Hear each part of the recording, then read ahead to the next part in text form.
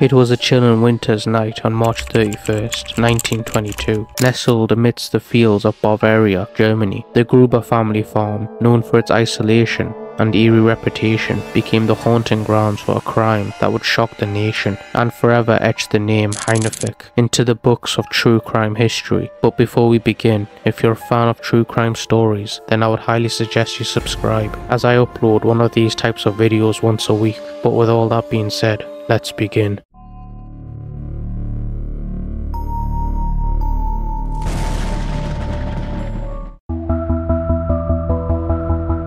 To truly understand the chilling nature of the Hinterkaifeck murders, we must delve into the particulars of the isolated farmstead. The farm, owned by Andreas Gruber, a reserved and hard-working patriarch. The farm was home to his wife, Gisela, their widowed daughter, Victoria Gabrielle, and their two children, Gisela and Joseph. Their farm is so isolated that about an hour's walk from their farm, you'll find the nearest village. The family lived a secluded existence. Their interactions with the outside world are limited to the occasional visits from the postman and nearby neighbours. The story begins on a seemingly ordinary Friday morning when the village postman came to the farm and was unsure why the Grubers hadn't collected their mail for days. What awaited him within the rustic barn was a sight that would forever haunt his nightmares. The postman walks onto the farm. He goes to knock on the door. No one answers. He then knocks on the window. No one answers. He then walks to the main barn where the animals live. As he slowly walks around into the entrance, before he can even open the door to the barn, he is hit with this overwhelming stench of death. Now the postman's heart is starting to beat heavily.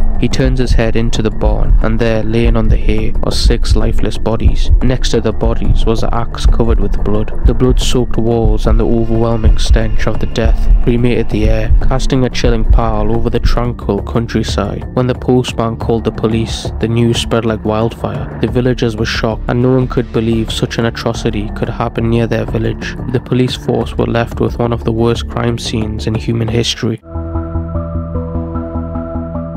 In the wake of the grisly discovery, investigators meticulously combed through the Hinterkaifeck farm, searching for clues and piecing together the puzzle of the unspeakable crime. What the investigators found out was the crime most likely took place several days earlier, and the main speculation was the killer or the killers were roaming around the farm or even living in the farm with the family before inevitably going ahead with their gruesome attack.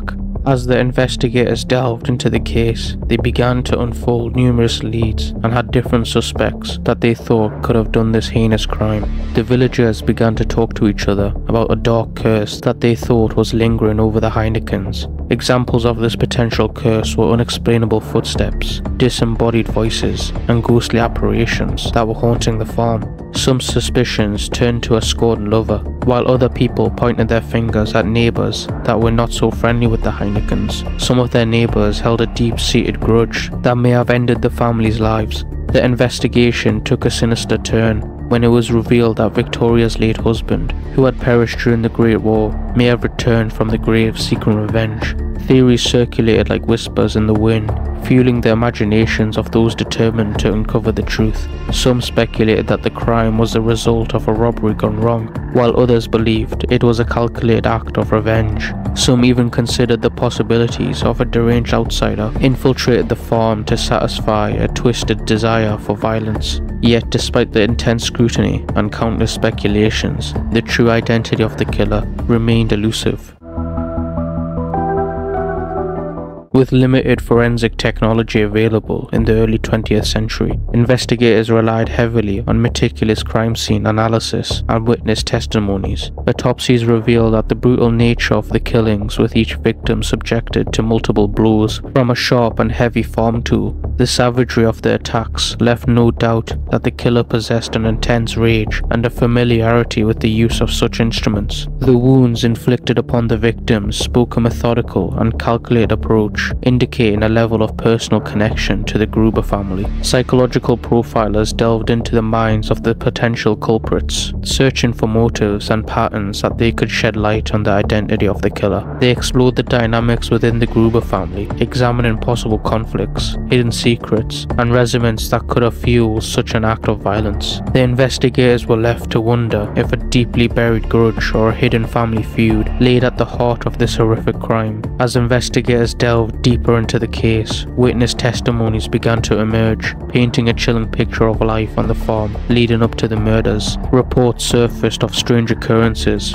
a sense of being watched, unexplainable footsteps echoing through the halls, and even whispers of spectral apparitions haunting the Gruber family. These accounts fueled the rumors of a supernatural presence and gave rise to speculation that forces beyond the mortal realm that we do not understand. One witness, a neighboring farm, claimed to have seen a mystery figure lurking near the farm on the night of the murders. However, fear and uncertainty clouded his recollection, leaving the investigators unsure of the witness's reliability. The boundaries between reality and superstition became blurred, further complicating an already perplexing investigation.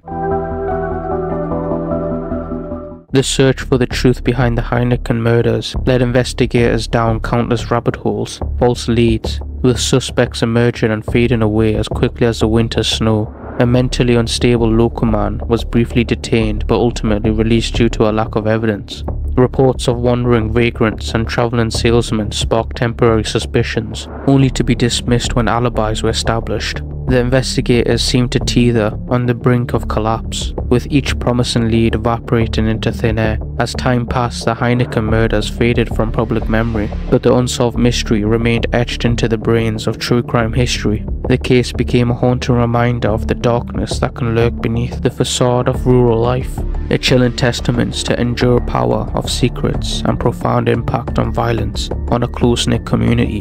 Theories surrounding the identity of the killer continue to circulate. Some believe that the murderer was a family member driven by undisclosed resentments, while the others suggest an outsider with a vendetta against the Grubers. Despite the tantalizing glimpses into the truth, the enigma of the Heineken murders remained unsolved to this day. The legacy of the Hinterkaifeck persists as dark spectre challenging the limits of human understanding and haunting the minds of true crime enthusiasts. The Gruber family and their untimely demise serve as a chilling reminder that some secrets are destined to remain forever buried beneath the soil of the isolated farm. As the wind whispers through the fields of Hinterkaifeck, the unanswered questions continue to echo through the ages, forever etching the name of this rural hamlet into the annals of true crime as a testament to the unfathomable depths of human depravity. That will be it for today's video. If you enjoyed this story, then I would highly recommend you subscribing, as I upload true crime stories once a week on a Friday. Also comment below what your theories are on this case. But with all that being said, thank you for watching, and yeah,